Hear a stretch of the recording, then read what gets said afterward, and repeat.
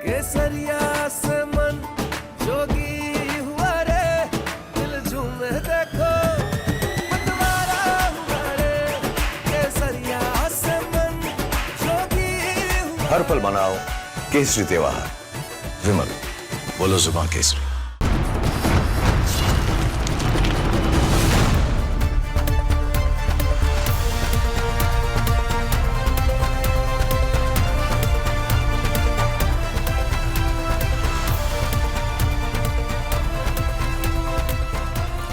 नमस्कार, स्वागत है आपका। मैं हूं आपके साथ अनामिका पांडे और आप देख रहे हैं प्रहार।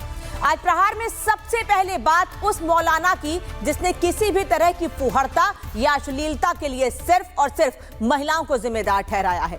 मौलाना साहब कह रहे हैं कि इस्लाम में महिलाओं का डांस करना या किसी शादी पार्टी को एंजॉय करना गुनाह है। लेकिन सवाल यह है कि किसी भी महिला के जीवन की दशा या दिशा तय करने वाले ये मौलाना होते कौन हैं? जो कट्टरपंथी या जिहादी मानसिकता के लोगों पर लगाम तो नहीं लगा सकते, लेकिन महिलाओं पर ही रोक टोक से बाज नहीं आ रहे हैं। आज प्रहार में सबसे पहले सवाल ऐसे मौलानाओं से ही कि आखिर इनकी मानसिकता है कैसी। बात बांग्लादेश की भी करेंगे, क्योंकि बांग्लादेश के कट्टरपंथी मौलानाओं से कई कदम आगे हैं। भारत में कट्टर मौलाना महिलाओं को टारगेट कर रहे हैं, तो पड़ोसी देश बांग्लादेश में जिहादी इनसे 4 कदम आगे हैं, जो सीधे सीधे संस्कृति पर ही प्रहार कर रहे हैं। अभी तक हिंदू निशाने पर तो थे ही, लेकिन अब वहां कला के प्रदर्शन पर ही रोक लगाने के लिए बवाल किया जा रहा है। कौन है ये पाकिस्तान के पाले हुए लोग जो बांग्लादेश जैसे आर्थिक मजबूत देश को दशकों पीछे धकेलने की कोशिश कर रहे हैं? विस्तार से बताएंगे आपको।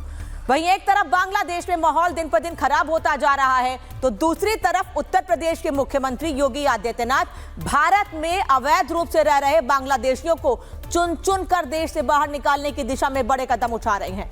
योगी तो अवैध रूप से रह रहे लोगों पर कार्रवाई कर रहे हैं, लेकिन अखिलेश को इससे भी परेशानी हो रही है। परेशानी हो भी क्यों ना, क्योंकि विपक्ष को अब SIR की वजह से बिहार की तरह फर्जी वोट खत्म होने का डर सता रहा है।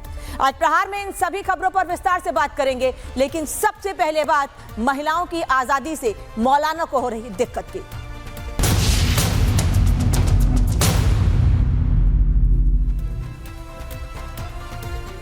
तो प्रहार की शुरुआत करने जा रहे हैं और आज आपको बताएंगे कि कैसे देश के अंदर कुछ मौलाना लोगों की आजादी छीन लेना चाहते हैं। योगी बाबा के प्रदेश में खुद को इस्लाम के ठेकेदार समझने वाले मौलाना ने तुगलकी फरमान सुनाया है और इनके निशाने पर एक बार फिर मुस्लिम महिलाएं हैं। इन्हें पढ़ी लिखी महिलाएं चुभती हैं, महिलाओं की आजादी खटकती है इनकी, और इन महिलाओं की आजादी पर ये पहरा लगाने के लिए कोई भी कदम उठाने को तैयार हैं। और अब इसके लिए ये मौलाना फतवों को ढाल बना रहे हैं। ये वही ठेकेदार हैं जो महिलाओं की तरक्की से डरते हैं, हर बदलाव को खतरा मानते हैं और हर आवाज को दबाना चाहते हैं। देवबंद के मशहूर उलेमा मौलाना कारी इश्ताक गोरा ने मुस्लिम शादियों में बढ़ते नाच गाने, ढोल और बाजे और महिलाओं के बेपर्दा होने पर एक अजीबोगरीब चिंता जताई है। उन्होंने इसे इस्लाम की पवित्र सुन्नत का मजाक बनाने और दिखावे की होड़ करार दिया है। मौलाना कारी इसाक के इस बयान ने नई बहस छेड़ दी है। क्या कह रहे हैं लोग और क्या कहना है मौलाना का, ये भी सुन लीजिए। आजकल जब हम अपने मदारिस, मसाजिद और इदारों के बाहर किसी मुस्लिम शादी को जाते हुए देखते हैं, यानी किसी बारात को जाते हुए देखते हैं, और उसमें तरह तरह के खुराफात, नाच गाने, ढोल बाजा और लड़कियां बेपर्दा होकर जाती हैं, तो हम सोच में पड़ जाते हैं कि हम क्या कर रहे हैं या हमने क्या किया है। बाज लोगों से जब हमने पूछा ये सब क्या है, तो वो लोग कहते हैं कि ये आज का स्टेटस है। ये कैसा स्टेटस है? इस अजीम सुन्नत को अगर हम अदा करने जा रहे हैं, ऐसा लगता है जैसे उसकी मजाक उड़ा रहे हैं, नाउज़ुबिल्लाह। तो सुना आपने देवबंदी उलेमा कारी इशाक गोरा कह क्या रहे हैं। वो यही नहीं रुके, उन्होंने और भी कई बातें कही हैं जो आपको ग्राफिक्स के जरिए बताने जा रही हूँ। मुस्लिम महिलाओं के परिवार पर भी सवाल उठाया है, उनकी परवरिश पर भी सवालिया निशान खड़े किए हैं इस मौलाना ने। मौलाना ने कहा है कि जिन घरों की महिलाएं डांस करती हैं, बेपर्दा रहती हैं, उनके परिवार में कहीं ना कहीं कोई कमी रह गई है। परिवारों में दीनी तालीम का अभाव है। शादियों में महिलाओं के डांस गाने पर रोक लगानी चाहिए, गलत रस्मों पर रोक लगनी चाहिए। औरतों के लिए पर्दा बेहद जरूरी है, सिर्फ अल्लाह के लिए कसम खाएं, दूसरे के लिए नहीं। शरीयत में संगीत, डांस और मेलजोल को हराम बताया गया है। अब सवाल यह है कि मुस्लिम महिलाओं को कब तक इस्लाम का डर दिखाया जाएगा, दकियानूसी सोच के नाम पर रोका जाएगा। वहीं मौलाना साजिद रशीदी ने भी इस्लाम में शादियों में नाच गाने को हराम बताया है, यानी उनका समर्थन कर रहे हैं चाक गोरा का। सुनिए क्या कह रहे रशीदी। शादियों में लेडीज का नाचना, शादियों में गाने बजाना, शादियों में पटाखे छोड़ना, ये सब इस्लाम में नाजायज और हराम है। ये जो आजादी के नाम पर औरतों को छोटे कपड़े पहनकर या पहनाकर नुमाइश बनाया जाता है, इस्लाम उसके खिलाफ है। वैसे इन मौलानाओं के बयान से ऐसा लगता है कि इनके हिसाब से इस्लाम धर्म में सारी रोक-टोक सिर्फ और सिर्फ महिलाओं के लिए है। महिलाओं को पर्दे में रहना चाहिए, डांस नहीं करना चाहिए, एंजॉय नहीं करना चाहिए, सारी रोक-टोक सिर्फ और सिर्फ महिलाओं के लिए। वहीं उत्तर प्रदेश के बागपत में खाप चौधरियों की एक बड़ी पंचायत आयोजित की गई, जिसमें समाज में सुधार और मर्यादा बनाए रखने के नाम पर कई सख्त निर्णय लिए गए। इस पंचायत में न केवल लड़कियों बल्कि लड़कों के पहनावे और उनके मोबाइल फोन इस्तेमाल करने को लेकर भी कड़े नियम बनाए गए हैं। अब खाप पंचायत का तुगलकी फरमान क्या है, इसके पीछे पंचायत ने तर्क क्या दिया है, ग्राफिक्स के जरिए आपको ये भी बता देते हैं। खाप ने फैसला दिया है कि लड़कों के स्मार्टफोन इस्तेमाल पर रोक लगनी चाहिए। फैसले के पीछे तर्क है कि युवाओं पर इससे गलत प्रभाव पड़ रहा है और इसी से बचाने के लिए यह पहल जरूरी है। उन्होंने ये भी कहा, खाप ने यह भी फैसला दिया कि लड़कों के हाफ पैंट पहनने पर भी बैन होना चाहिए। फैसले के पीछे तर्क है कि सामाजिक मर्यादा के लिए यह जरूरी है कि लड़के हाफ पैंट ना पहने। खाप का एक फैसला और है जो लड़कियों के लिए है, लड़कियों के स्मार्टफोन पर बैन का समर्थन किया गया है। और इस फैसले के पीछे तक क्या दिया गया है कि राजस्थान के एक पंचायत का हवाला दिया गया है। एक फैसला यह भी है कि मैरिज होम में शादियों पर आपत्ति जताई गई है, कि यानी कि मैरिज होम में शादियां नहीं होनी चाहिए, घर में गांव में शादियों की रस्म को पूरा किया जाना चाहिए। इसके पीछे तर्क है कि मैरिज होम में होने वाली शादियां अक्सर टूट जाती हैं, घर से होने वाली शादियों में सामाजिक जुड़ाव रहता है। ये उल्टी सीधे तर्क इन तमाम फरमानों के पीछे दिए जा रहे हैं, फिर चाहे वो मौलाना तर्क दे रहे हो या फिर खाप पंचायत तर्क दे रही हो। इस तुगलकी फरमान को लेकर खाप पंचायत के लोगों का कहना है कि समाज में मर्यादा बनाए रखना जरूरी है। ये केवल एक जिले का फैसला नहीं है, बल्कि इसे पूरे उत्तर प्रदेश में लागू करने के लिए अन्य खापों से भी संपर्क किया जाएगा, बड़ा अभियान चलाया जाएगा। फैसला जो लिया गया यहाँ पर, जो राजस्थान में आया, उसका हम समर्थन कर रहे। जो फोन वाली बात हुई स्मार्टफोन की, और हम यहाँ एक निर्णय और लिया समाज ने, अब इस बात पे भी कोई विचार किया जा।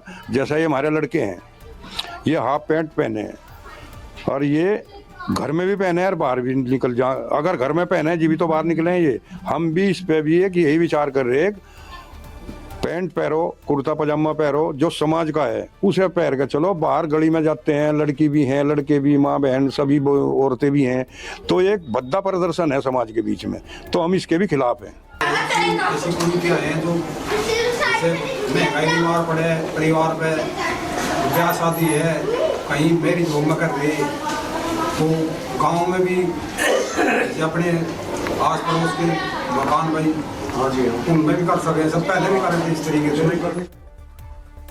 इन सबके बीच सवाल ये उठता है कि क्या वाकई पाबंदियों से पीढ़ियां सुधरेंगी या फिर ये घुटन में जिएंगी, क्योंकि तुगलकी फरमान की ऐसी ही तस्वीर राजस्थान में भी देखने को मिली है। राजस्थान के जालौर जिले के 15 गांवों में एक खाप पंचायत ने महिलाओं के अधिकार को लेकर विवादास्पद फैसला सुनाया। लड़कियां स्मार्टफोन इस्तेमाल नहीं कर सकती हैं, उन्हें सिर्फ कीपैड फोन यूज करने की ही इजाजत है। विवाद होने पर पंचायत के कुछ लोगों का दावा है कि ये आंखें खराब होने से बचाने के लिए फैसला लिया गया है। लेकिन समझ रहे हैं ना आप कि आखिर ये तर्क कहां तक सही है, क्योंकि ये लोग जो दावे कर रहे हैं, जो तर्क दे रहे हैं, उसके पीछे कई सवाल उठ रहे हैं। सुनिए इनके तर्क क्या है। आज दिनांक 21/12/2025 को सुंदापट्टी औजना कड़बी चौधरी समाज की मीटिंग रखी गई, जिसकी अध्यक्षता श्री सुजानाराम जी गजीपुरा वालों की अध्यक्षता में रखी गई, जिसमें निम्न बिंदुओं पर चर्चा हुई। श्री देवाराम जी कार्लो वालों ने प्रस्ताव रखा कि समाज में बहू व बेटियों के पास कैमरा वाला मोबाइल नहीं रहेगा। मोबाइल फोन बिना कैमरा वाला जिससे बातचीत हो सके वह रख सकती है। जिसे सर्वसहमति से प्रस्ताव पास किया गया। पढ़ाई करने वाली लड़कियां पढ़ाई की जरूरत में अगर जरूरी लगे तो वो बच्ची घर आने के बाद मोबाइल अपने घर से बाहर नहीं ला सकती। शादी ब्याह या किसी भी प्रकार का सार्वजनिक समारोह में लेकर नहीं आ सकती। और पंचों के इस फरमान के बाद एक्टिविस्ट चीख रहे हैं कि 21वीं सदी में महिलाओं की आजादी पर ऐसी पाबंदी। जिला प्रशासन जांच में जुटा है, लेकिन सवाल बड़ा है कि क्या खाप पंचायतें कानून से ऊपर हैं? राजस्थान में खाप पंचायतों ने लड़कियों को लेकर एक फैसला सुनाया है। आपको पूरा फैसला एक ग्राफिक्स के जरिए बताते हैं। सुनाया तो हमने है आपको, लेकिन एक बता भी देते हैं ग्राफिक्स के जरिए कि ये पूरा लंबा चौड़ा फैसला है क्या। महिलाएं कैमरे वाला फोन नहीं चलाएंगी, यानी कोई भी महिला, बच्ची हो, पढ़ने वाली हो, परिवार की महिला हो, घरेलू महिला हो, कोई भी मोबाइल स्मार्टफोन नहीं चलाएगी। 15 गांवों की महिलाओं के लिए यह फैसला लिया गया है। महिलाएं साधारण फोन का ही इस्तेमाल करेंगी, यह साफ कर दिया गया है। साथ ही सामाजिक कार्यक्रम में महिलाओं के फोन ले जाने पर पाबंदी है। सिर्फ और सिर्फ सामाजिक कार्यक्रम में महिलाएं फोन नहीं ले जाएंगी, क्योंकि वीडियो बनाएंगी, फोटो खींचेंगी, उससे भी इनको आपत्ति होगी। शादी ब्याह किसी भी जगह नहीं कर सकते हैं, कहीं भी फोन का इस्तेमाल महिलाएं नहीं कर सकती हैं। न घर के बाहर कर सकती हैं, न शादी में कर सकती हैं, और घर के अंदर अगर करती हैं तो घर वालों की परमिशन लेंगी, उसको घर से लेकर बाहर नहीं निकल सकती हैं। ये तमाम रोक टोक सिर्फ और सिर्फ महिलाओं के लिए। राजस्थान और उत्तर प्रदेश में कैसे लड़कियों के लिए आए तुगलकी फरमान ने नई बहस छेड़ दी है, इस रिपोर्ट में आपको दिखाते हैं।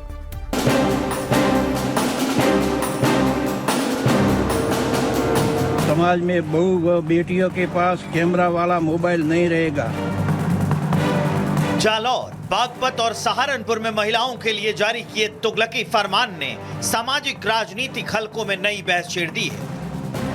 राजस्थान के जालौर जिले का छोटा सा गांव गाजीपुर, जहां की पंचायत ने महिलाओं के लिए मनमाना फरमान जारी किया, जिसमें महिलाओं को मोबाइल फोन से दूर रखने के लिए नया मैनुअल जारी कर दिया गया, जो 26 जनवरी से लागू होगा।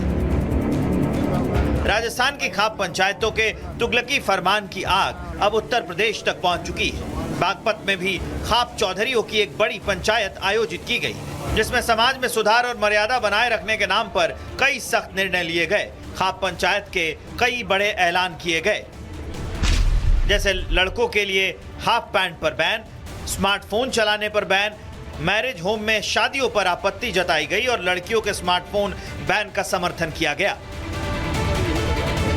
ये घटना उत्तर भारत में खाप पंचायतों की पुरुष प्रधान वाली सोच को दिखाती है। महिलाओं की स्वतंत्रता को समाज की मर्यादा के नाम पर नियंत्रित करने की कोशिशें हो रही हैं। हालांकि बागपत में हुए खाप पंचायत के चौधरियों का कहना है, ये नियम सिर्फ लड़कियों तक नहीं रहेंगे, लड़कों पर भी लागू होंगे।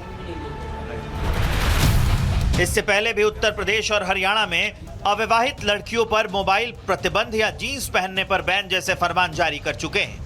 सच्चाई ये है कि महिलाओं की स्वतंत्र सोच से खाप पंचायतों में डर झलकता है।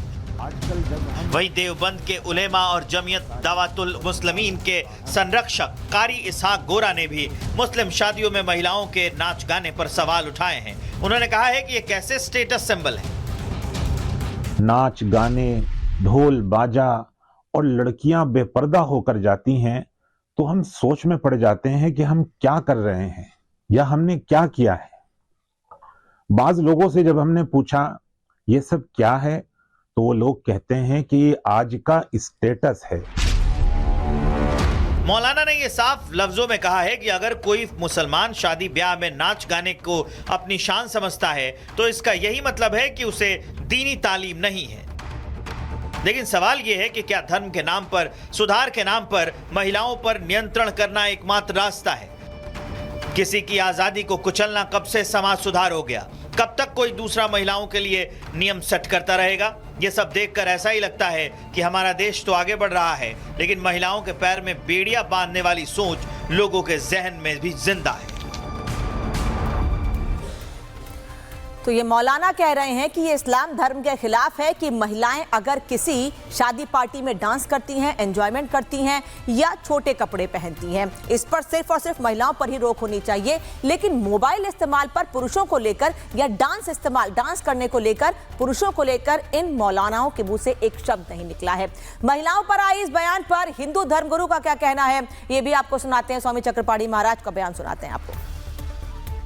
द्वारा ये कहना कि शादियों में बारात में जिस प्रकार से लड़कियां डांस करती हैं या कोई भी महिला डांस करती है, ये ठीक नहीं है। उस पर रोक लगाने की बात कर रहे हैं, कितना दुर्भाग्यपूर्ण है।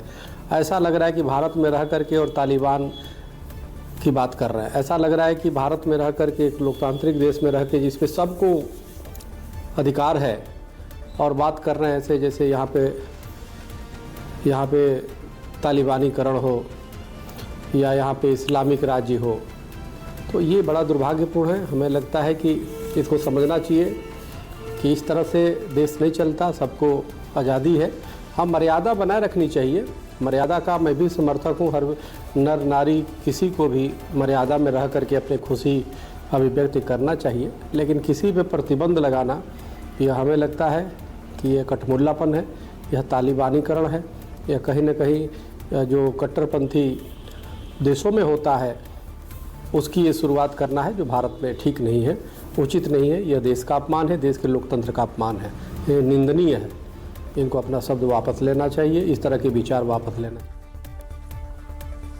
तब एक तरफ भारत में मौलाना महिलाओं की आज़ादी से छेड़छाड़ करना चाहते हैं। मौलाना चाहते हैं कि मुस्लिम महिलाएं उनके बताए रास्ते पर चलें, और यही कट्टरपंथ का पहला लक्षण है। क्योंकि कट्टरपंथ का आखिरी लक्षण, या यूं कहें कि आखिरी अंजाम क्या होता है, तो आपको बांग्लादेश लिए चलते हैं, जहां मुल्ला यूनुस की कट्टरपंथी भीड़ सांस्कृतिक विरासत और कला पर कैसे हमला कर रही है।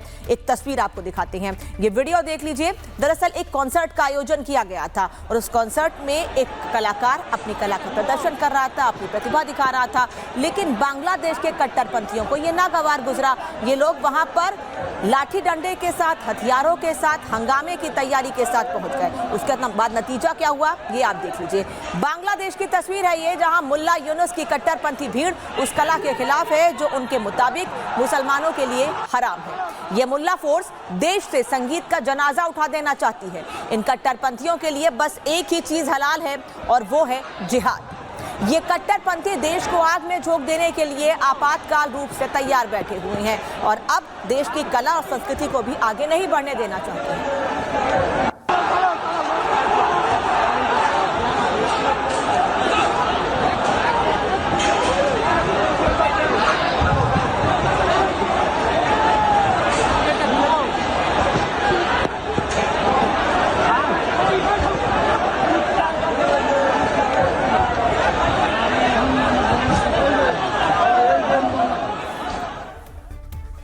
इन कट्टरपंथियों ने कैसे बांग्लादेश में एक सिंगर पर हमला बोला है, ग्राफिक्स के जरिए पूरी डिटेल आप तक पहुंचाते हैं। बांग्लादेश के फरीदपुर स्कूल की 185वीं वर्षगांठ पर एक बड़े कार्यक्रम का आयोजन किया गया था, जो कि भारत में भी बड़े कार्यक्रमों के आयोजन इसी तरह के किए जाते हैं, जैसे कि कला को बढ़ावा दिया जा सके। कट्टरपंथी भीड़ ने वेन्यू में घुसकर पत्थर बरसाए। नतीजा ये रहा कि कॉन्सर्ट को रद्द करना पड़ा। 20 से 25 लोग इस दौरान घायल भी हुए हैं। सिंगर जेम्स को जान बचाकर वहां से भागना पड़ा है।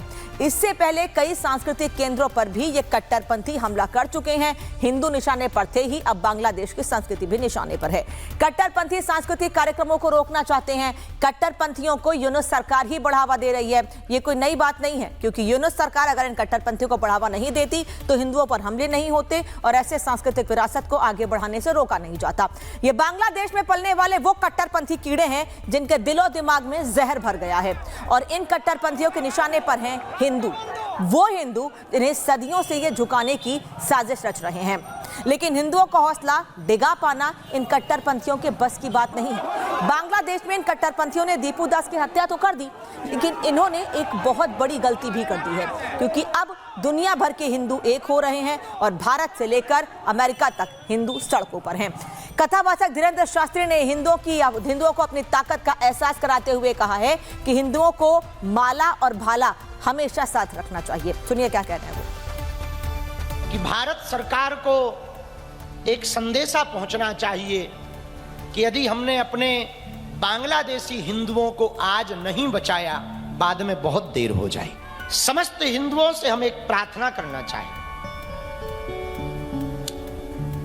सरकार प्रत्यक्ष रूप से अथवा अप्रत्यक्ष रूप से ही सही, पर बांग्लादेशी हिंदुओं का यदि अभी संवर्धन संरक्षण नहीं किया तो बांग्लादेश में हिंदू खत्म हो जाएगा, और उसका असर भारत में आएगा। और भारत में हाल बेहाल हो जाएगा। इसलिए भारत सरकार को ठोस कदम उठा करके बांग्लादेशी हिंदुओं को सुरक्षित करना चाहिए।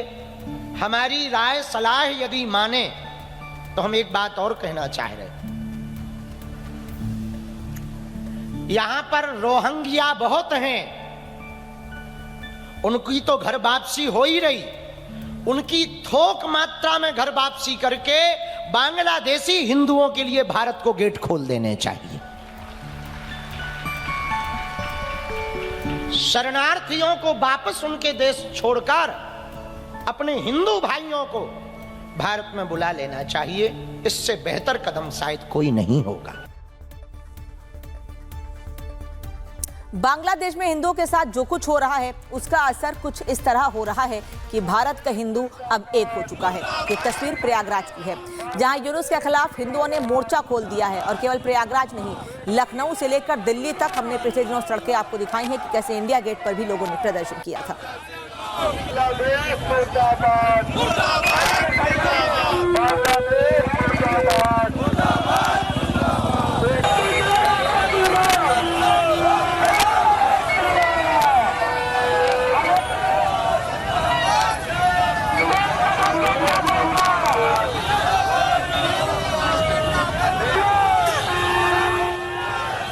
और प्रयागराज के बाद अब दूसरी तस्वीर भी आपको दिखाते हैं, जहां पश्चिम बंगाल में भी हिंदू एक हो रहा है और यूनुस सरकार को आखिरी चेतावनी दे दी गई है। कोलकाता में पिछले दिनों बड़ी संख्या में प्रदर्शन साधु संतों का, आम लोगों का देखने को मिला था और कल भी शुभेंदु अधिकारी के नेतृत्व में साधु संत सड़कों पर थे और एक बार फिर आज बीजेपी नेताओं ने साधु संतों के साथ मार्च निकाला।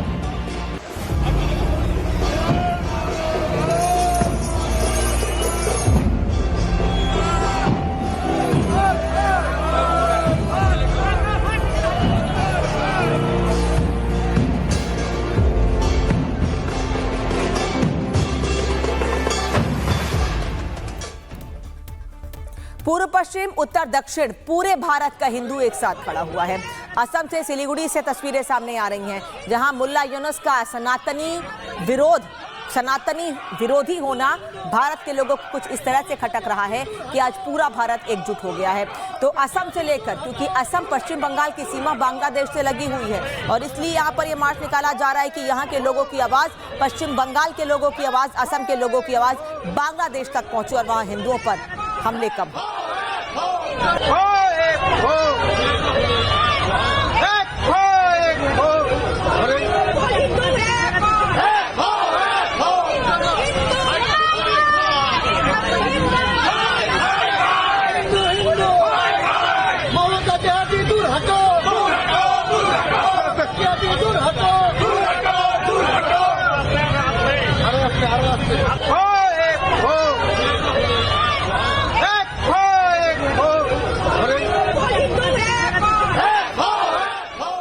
तो एक तरफ भारत की तस्वीर आपको दिखा रहे हैं, बांग्लादेश जहां इस्लामिक कट्टरपंथी हावी हैं वहां पर हिंदुओं पर हमले हो रहे हैं, लेकिन हिंदू राष्ट्र की मांग हो रही है नेपाल में भी। नेपाल में भी लोग सड़कों पर इकट्ठे हुए हैं। दुनिया भर का हिंदू आज एकजुट हो चुका है।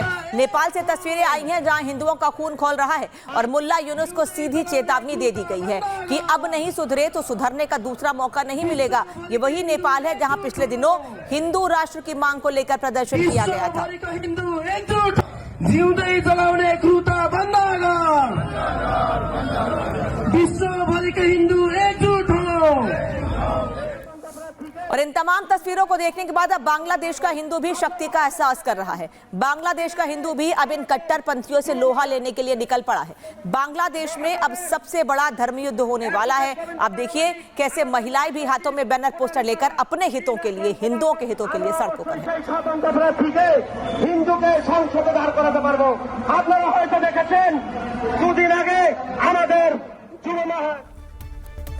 बांग्लादेश की कमान आज एक कट्टरपंथी के हाथ में है। मुल्ला यूनुस के नेतृत्व में जिहादी मानसिकता के लोगों ने मुल्क पर कब्जा जमा लिया है और इन सब के बाद बांग्लादेश किस दिशा में आगे बढ़ रहा है, डिफेंस एक्सपर्ट कर्नल टीपी त्यागी से समझते हैं। इसका कारण केवल एंटी इंडिया सेंटिमेंट है। कारण कि मोहम्मद यूनुस की सरकार में कट्टरपंथी भरे पड़े हैं, जमाते इस्लामी, अंसारुल बंगला, जमातुल मुजाहिदीन, और ये सब एंटी इंडिया सेंटिमेंट के साथ में काम करते हैं। ये मोहम्मद यूनुस की और उनकी सरकार की विफलता है। केवल इतना ही नहीं, उनकी आने वाले चुनाव में महत्वाकांक्षा भी है। अब एक तरफ मुल्ला यूनुस का सनातनी इलाज चल रहा है, तो वहीं दूसरी तरफ योगी आदित्यनाथ ने उत्तर प्रदेश को घुसपैठियों से आजादी दिलाने का सबसे बड़ा एक्शन प्लान तैयार कर लिया है। पूरी खबर बताएंगे, लेकिन उससे पहले योगी के एक एक्शन प्लान का जमीन पर कैसे असर हो रहा है, इसकी तस्वीर आपको दिखा देते हैं। पहली तस्वीर गाजियाबाद से है, जहां योगी फोर्स दिन दहाड़े घुसपैठियों की खोज में निकल चुकी है। उत्तर प्रदेश की जमीन पर कब्जा जमाए बैठे बांग्लादेशी और रोहिंग्याओं की पहचान की जा रही है। लखनऊ से लेकर गाजियाबाद तक कुछ ऐसी तस्वीरें सामने आ रही हैं, जहां पर घुसपैठियों की पहचान की जा रही है। जो भारत के लोग हैं उनका पहचान पत्र देखा जा रहा है, घुसपैठियों की पहचान चेक की जा रही है। अगर पेपर नहीं है तो सीधे डिटेंशन सेंटर भेजा जा रहा है। दूसरी तस्वीर देख लीजिए, जहां ऑपरेशन टॉर्च के तहत वाराणसी में घुसपैठियों की पहचान की जा रही है। वाराणसी में भी हर एक बस्ती में जाकर लोगों की पहचान की जा रही है, उनके आईडी चेक किए जा रहे हैं। अगर किसी के पास आधार कार्ड नहीं है या पुराने पेपर्स नहीं है तो उसके खिलाफ कार्रवाई तय है। यही वजह है कि लोगों को इसको लेकर पहले ही बता दिया गया था कि ऑपरेशन टॉर्च की शुरुआत उत्तर प्रदेश में हो चुकी है, और जिनके पास पेपर्स हैं वो अपने पेपर्स इकट्ठे रखें। अधिकारी कभी भी उनकी बस्ती में आकर पेपर चेक कर सकते हैं। योगी आदित्यनाथ घुसपैठियों की पहचान कर रहे हैं, तो वहीं अखिलेश यादव को इससे भी लगातार दिक्कत हो रही है, समस्या बनी हुई है। अखिलेश यादव इस शुद्धिकरण को भी राजनीतिक हथियार बता रहे हैं। वो लगातार नैरेटिव गढ़ने की कोशिश कर रहे हैं कि घुसपैठियों को डिटेन करने का मकसद एनआरसी लागू करना है। अखिलेश यादव क्या कह रहे हैं, सुनिए। IR ये भारतीय जनता पार्टी की सोची समझी रणनीति और षड्यंत्र है। इसके तहत जो एनआरसी की बात वो सीधे नहीं कर सकते थे, SIR के बहाने इन्होंने इस बात को किया है। भविष्य में कभी अगर एनआरसी करेंगे तो कौन सा कागज मांगेंगे आप? अगर आप एक बार वोटर हैं तो भारतीय नागरिक भी हैं आप। तो अखिलेश को शुद्धिकरण से समस्या है तो बनी रहे, लेकिन योगी आदित्यनाथ घुसपैठियों की पहचान करने में दिन रात एक कर रहे हैं। तो वहीं SIR की लिस्ट भी सामने आ गई है। क्या कुछ है इस लिस्ट में, ग्राफिक्स के जरिए आपको पूरी डिटेल देते हैं। दरअसल उत्तर प्रदेश में SIR से 2,82,00,000 वोटर्स के नाम काट दिए गए हैं। SIR से पहले उत्तर प्रदेश में 15,84,00,000 मतदाता थे। कानपुर, आगरा और बरेली में सबसे ज्यादा नाम काटे गए हैं। 31 दिसंबर से 30 जनवरी तक आपत्तियां भी ली जाएंगी। जिनको आपत्ति है, जिनके नाम काटे गए हैं, वो अपनी परेशानी जाकर इस तारीख के बीच बता सकते हैं, 31 दिसंबर से 30 जनवरी तक। जिनके रिकॉर्ड नहीं मिले हैं उनको नोटिस दिए जाएंगे। अंतिम मतदाता सूची 28 फरवरी को प्रकाशित होगी, यानी अभी आपके पास 1 महीने का वक्त है। 11 राज्यों में 3.69 करोड़ नाम काटे जा चुके हैं, और ये कहा जा रहा है कि जिनको दिक्कत है वो अपने पेपर्स लेकर पहुंचे, अपनी पहचान लेकर पहुंचे, उनकी आपत्ति को, उनकी परेशानी को दूर किया जाएगा। SIR के जरिए उन वोटर्स के नाम पर कैंची चल रही है जो या तो कागज नहीं दिखाना चाहते हैं या फिर उनके पास हकीकत में कोई कागज है ही नहीं। और यही है योगी आदित्यनाथ का ऑपरेशन क्लीन, जिसको लेकर वो विधानसभा में भी साफ कह चुके हैं कि जब प्रदेश से रोहिंग्या और बांग्लादेशी भगाए जाएंगे तब विपक्ष को यह तस्वीर भी देखनी होगी। हमारा भी प्रयास होना चाहिए, जब बांग्लादेशी को यहां से निकालेंगे और रोहिंग्या को यहां से बाहर का रास्ता दिखाएंगे तो उनके समर्थन में मत आना, क्योंकि उनमें से बहुत सारे लोगों के वोट आपने बनवाए हैं। उनके बहुत सारे लोगों के लिए आधार भी बनवाने का पाप किया है आप लोगों ने। इसलिए इन चीजों को ध्यान में रखना और एक एक चीज की स्क्रीनिंग होगी, बहुत प्रभावी कार्रवाई करेंगे। हमारे ही देश में रह करके हमारे लोगों के खिलाफ अपराध और वहां पे निर्दोष हिंदुओं पर अत्याचार करोगे, निर्दोष सिखों पे अत्याचार करोगे, ये स्वीकार्य नहीं हो सकता है। तो उत्तर प्रदेश में योगी आदित्यनाथ ऑपरेशन घुसपैठिया चला रहे हैं, तो वहीं पड़ोसी राज्य उत्तराखंड में भी इसका असर देखने को मिल रहा है, जहां धामी सरकार ऑपरेशन कालनेमी के जरिए प्रदेश की अस्मिता से खिलवाड़ करने वालों पर सीधा प्रहार कर रही है। दरअसल जो साधु संत गलत तरीके से आकर वहां रह रहे हैं, उनकी पहचान की जा रही, क्योंकि कई लोग धर्म छिपाकर साधु संतों के रूप में लोगों को ठगते हैं। बता दें आपको कि यह पहली बार नहीं है। ऑपरेशन कालनेमी के जरिए उत्तराखंड में पिछले करीब 3-4 महीनों से यह कार्रवाई की जा रही है। धामी का ऑपरेशन कालनेमी इसलिए है कि लोगों के सामने पहचान छिपाकर उनसे ठगी की जाती है और गलत पहचान बताकर लोगों के साथ गलत किया जाता है। यही वजह है कि सही साधु संतों की पहचान की जा रही है और इसको लेकर उत्तराखंड में ऑपरेशन कालनेमी चलाया जा रहा है। धामी सरकार किस तरह ऑपरेशन कालनेमी को अंजाम दे रही है, पूरी डिटेल आपको दिखाते हैं। उत्तराखंड में ऑपरेशन कालनेमी जारी है। देवभूमि की अस्मिता से खिलवाड़ करने वालों पर कार्रवाई की जा रही है। 3 जिलों में 4,802 से अधिक लोगों का सत्यापन है। 724 मुकदमे और 511 गिरफ्तारियां की गई हैं। अवैध रूप से रह रहे 19 बांग्लादेशी भी गिरफ्तार किए गए हैं। 10 को डिपोर्ट किया गया है और 9 पर कार्रवाई जारी है। मुख्यमंत्री पुष्कर सिंह धामी के नेतृत्व में एक्शन हो रहा है। ठगी और अवैध गतिविधियों पर निर्णायक प्रहार किया जा रहा है। अब एक तरफ ऑपरेशन कालनेमी के तहत उत्तराखंड में कार्रवाई की जा रही है, बांग्लादेशियों पर भी प्रहार किया जा रहा है, तो वहीं दूसरी तरफ धामी सरकार इन घुसपैठियों की अवैध इमारतों को भी बुलडोजर से धराशायी कर रही है। ये उधम सिंह नगर की तस्वीर देख लीजिए, जहां अवैध अतिक्रमण पर बुलडोजर एक्शन चल रहा है। उत्तराखंड के उधमपुर की तस्वीर देख लीजिए, जहां पर बुलडोजर कार्रवाई हो रही है।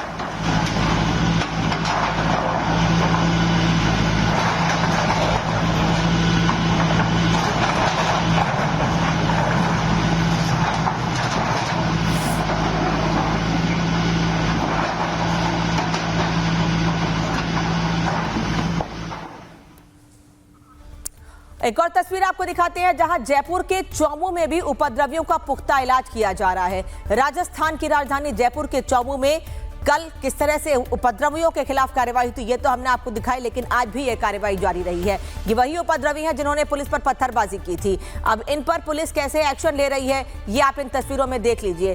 कल भी शर्ट से पकड़कर, गले से पकड़कर इन सभी लोगों के खिलाफ कार्रवाई की गई। इनको हिरासत में लेकर इनसे पूछताछ की गई और आज चौमू इलाके में फ्लैग मार्च निकाला गया है। कल डर की वजह से सभी दुकानें बंद थी, पूरी मार्केट बंद थी, लेकिन आज देख लीजिए कि कैसे पूरी मार्केट खुली हुई है। लोगों का डर दूर हो चुका है। बड़ी संख्या में पुलिसकर्मी मौके पर मौजूद हैं। तैनाती बढ़ा दी गई है। फ्लैग मार्च निकाला जा रहा है कि जयपुर के चौमू में सब कुछ ठीक रहे।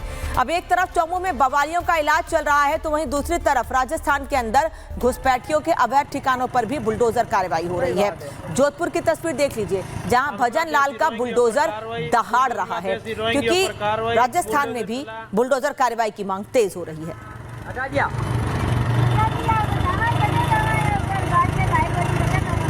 सही बात है। बांग्लादेशी रोहिंग्या पर कार्रवाई, बुलडोजर चला।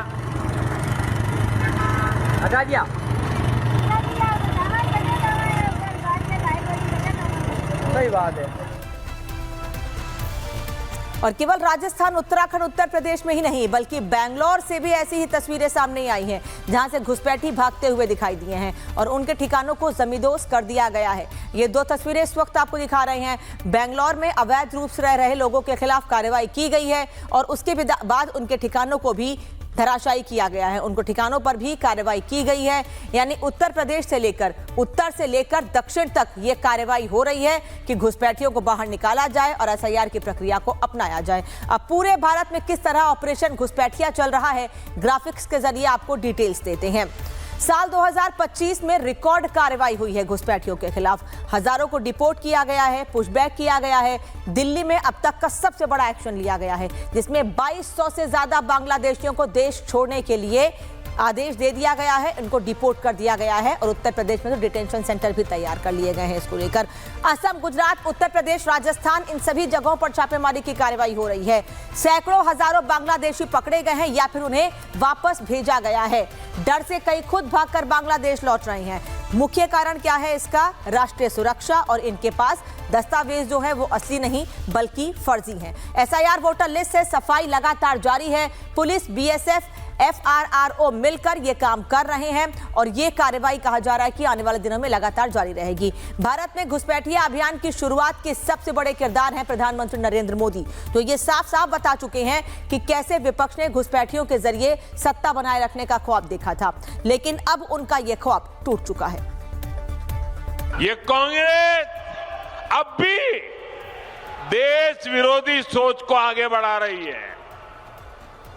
ये लोग असम के जंगल जमीन पर उन बांग्लादेशी घुसपैठियों को बसाना चाहते हैं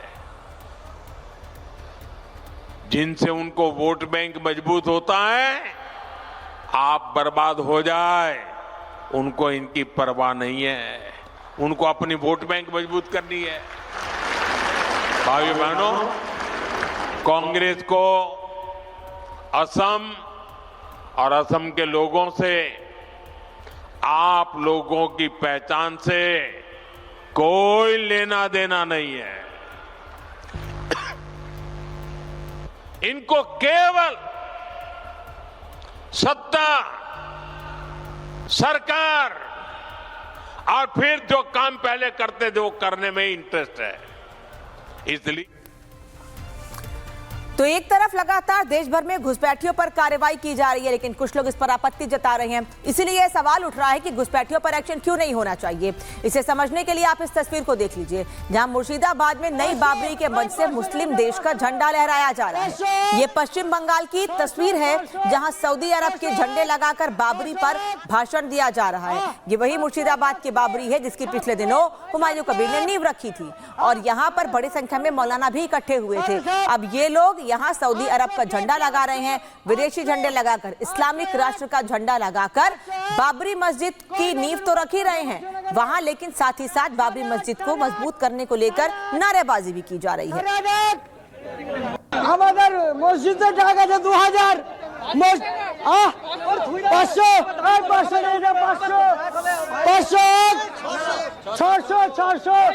600 लेकिन अब सवाल यह है कि क्या ममता बनर्जी ऐसे लोगों के खिलाफ कार्रवाई करेंगी, क्योंकि एक तरफ तो घुसपैठिया मुस्लिम देशों का झंडा लहरा रहे हैं, तो वहीं ये भी कह रहे हैं कि ये किसी से भी डरने वाले नहीं हैं, सीधे सीधे पश्चिम बंगाल की मुख्यमंत्री को चुनौती दे रहे हैं।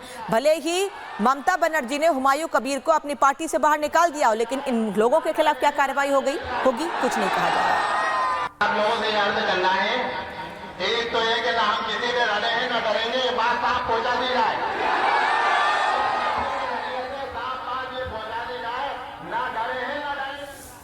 अब घुसपैठिए पर ऑल इंडिया स्ट्राइक चल रही है, तो वहीं विपक्ष के कुछ नेताओं का सिरदर्द भी बढ़ गया है। उत्तर प्रदेश में भी अखिलेश की ये सियासी टेंशन अब 27 में क्या असर लाने जा रही है, इस पर सियासी तीर कैसे चलाए जा रहे हैं, सुनवाते हैं आपको। मंच के माध्यम से बाबा जी को कहना चाहता हूं, योगी आदित्यनाथ जी को कहना चाहता हूं, अगर कोई बांग्लादेशी उत्तर प्रदेश में मिले, अगर कोई पाकिस्तानी उत्तर प्रदेश में मिले, अगर कोई अफगानिस्तानी उत्तर प्रदेश में मिले, अगर कोई विदेशी नागरिक उत्तर प्रदेश में मिले, तो उसको उसके घर, उसके देश वापस भेज देना। हमारे पैसे से डिटेंशन सेंटर बना के फ्री में यहाँ पे मत खिलाना। एक तरफ बांग्लादेश में हिंदुओं पे अत्याचार हो रहा है, दूसरे तरफ ममता बनर्जी बांग्लादेशी घुसपैठी और रोहिंग्या को नौकरी दे रहे हैं। इस पर जांच होनी चाहिए और उसको हटानी चाहिए। इसके लिए ममता बनर्जी को ही एक अनाउंस करना चाहिए, लेकिन वो करेंगी नहीं। वोट की लालच में बांग्लादेशियों का मुख्यमंत्री बनना चाहती है। देखिए, भाजपा का नुकसान हो रहा है तो मुझे लग रहा है कि अखिलेश जी को इसमें चिंता करने की बात नहीं है। ये इसको भाजपा खुद अपने आप चिंता कर लेगी इस विषय पे।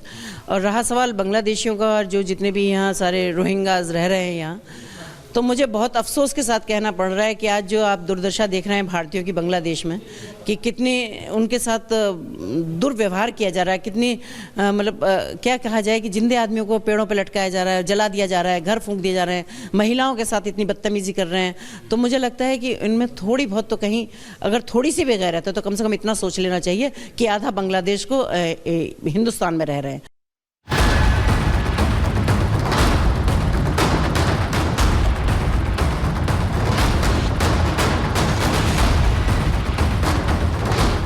उत्तर प्रदेश में घुसपैठियों के आंकड़ों पर बाबा की कैंची चल रही है। बाबा की डिटेक्ट एंड डिटेन पॉलिसी का परिणाम सामने आने लगा है। दशकों से उत्तर प्रदेश की जमीन पर टेंट लगाकर उपद्रव फैलाने वाले इन घुसपैठियों को कानूनी टॉनिक दिया जा रहा है। बाबा ने घुसपैठियों पर ऐसा डे नाइट प्रहार किया कि न भागने का मौका मिला न बचने का। दिन में योगी फोर्स इन घुसपैठियों को धर दबोच रही है, तो वहीं रात में टॉर्च चलाकर इन घुसपैठियों को डिटेक्ट किया जा रहा है। अब उत्तर प्रदेश में एसआईआर का लेखा जोखा भी तैयार कर लिया गया है। बाबा की पूरी नजर इस एसआईआर लिस्ट पर है, लेकिन एसआईआर से हुए शुद्धिकरण के बावजूद विपक्ष इससे खुश नहीं। विपक्ष को इस शुद्धिकरण से भी समस्या है। जब उत्तर प्रदेश में एक एक वोट का हिसाब हो रहा है, तब इसमें भी अखिलेश यादव को सियासत का कोई सिस्टम नजर आ रहा है। लेकिन हकीकत तो यह है कि अभी चुनाव को 2 साल बाकी है। फिर अखिलेश को हार का इतना खौफ क्यों सता रहा है? चुनाव आयोग को बदनाम करने में जुटे अखिलेश अब अलग आंकड़ा पेश कर एसआईआर पर भी नाराजगी जाहिर कर रहे हैं। अब अखिलेश के आंकड़े क्या हैं, वो भी आपको बताते हैं।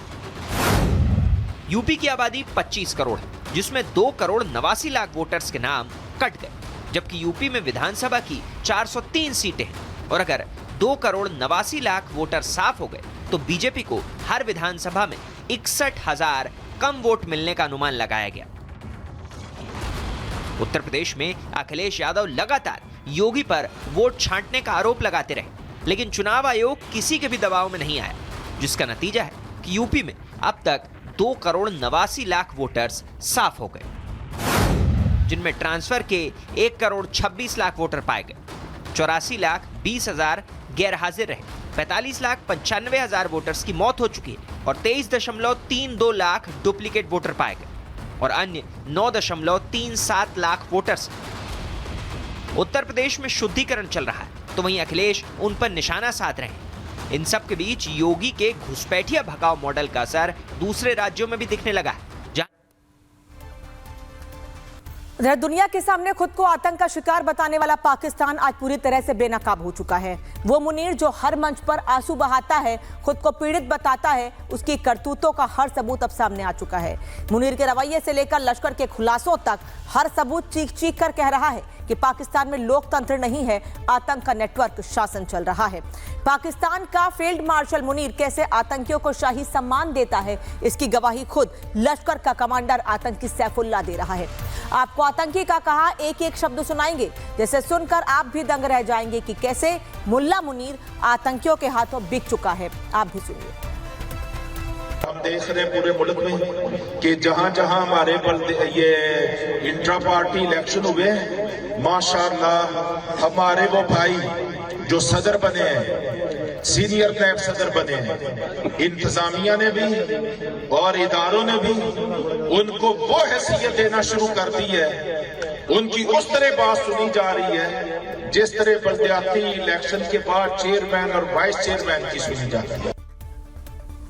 तो सुना आपने कि कसूरी कैसे फील्ड मार्शल को बेनकाब कर रहा है, उसके आतंकी मंसूबों की, उसकी साजिशों की पोल खोल रहा है।